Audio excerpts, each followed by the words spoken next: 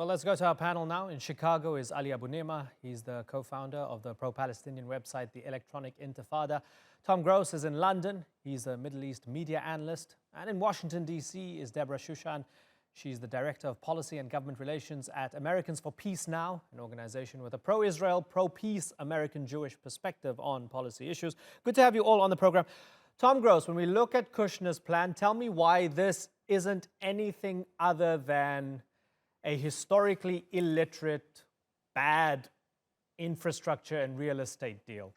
Well, it's quite the opposite. It's actually the biggest economic aid package since the Marshall Plan. It involves at least $50 billion investment.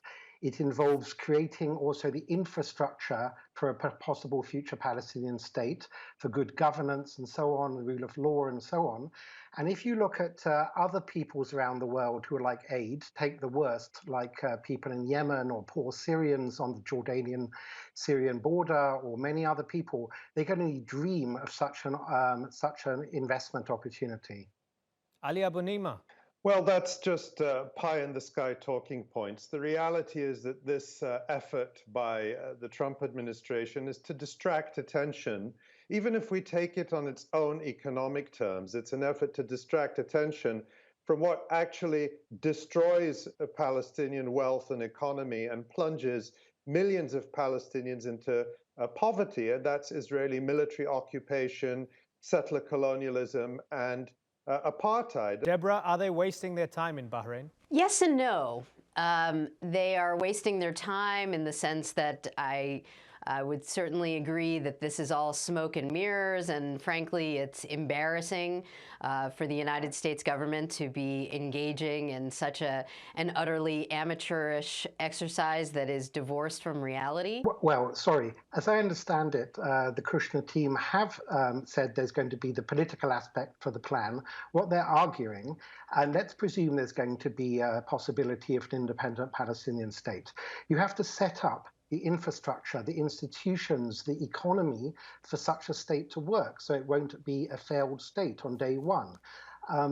The plan is not only about money, it's also about good governance, good institutions, property rights, the rule of law. A friend of mine who works at the Bank of England, who I spoke to earlier today, said it's one of the most impressive economic plans he's ever seen, and he is not a fan of the Trump administration.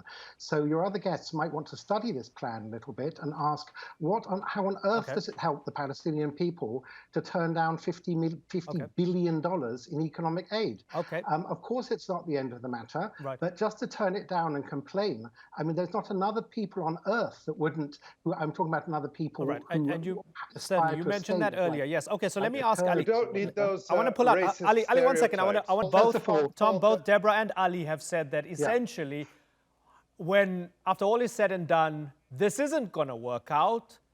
And those who are currently sitting in Bahrain can just say, well, we gave it our best, but the Palestinians never want to show up and they don't care.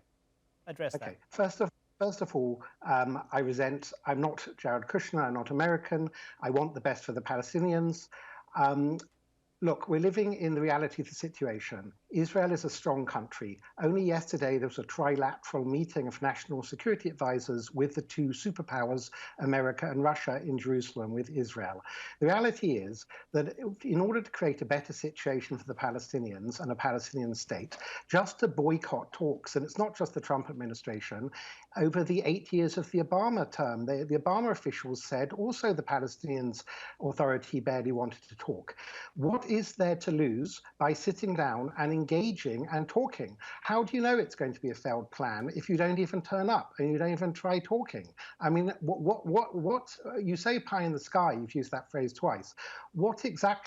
How exactly do you hope to advance a better situation on the ground for the Palestinian population of Gaza and the West Bank? Let me ask you a question, Tom. If you don't, okay, but I'd rather than point scoring asking me questions, I'd rather you reply to that. No, I'd like to ask you a simple question. Do you oppose Israeli settlements in the occupied West Bank? I am in general for two states. I'm for any people that want self-determination. No, that wasn't the question I asked. You asked me a question. You're going to let me finish, okay? I'm for self-determination of any peoples, okay? I'm also for the right of minorities to live within countries. So if Jews want to live in a future Palestinian state under Palestinian law, I think they should be allowed to live there just as Palestinian Arabs definitely do and should live in Israel. And I would apply that to any state in the world. So but I don't didn't like ask that question. wait. Israeli No. settlements are not lawful. They are land theft and against international law. And I asked whether you support or oppose that, and you couldn't answer it. And that's the problem with this discussion. Actually, I did answer it. First of all, there are legal experts that disagree with that. But broadly speaking, I'm for Palestinian self-determination. Okay. If under a peace treaty, in fact, I would say it's healthy in society to allow a minority to live in peace there. Okay.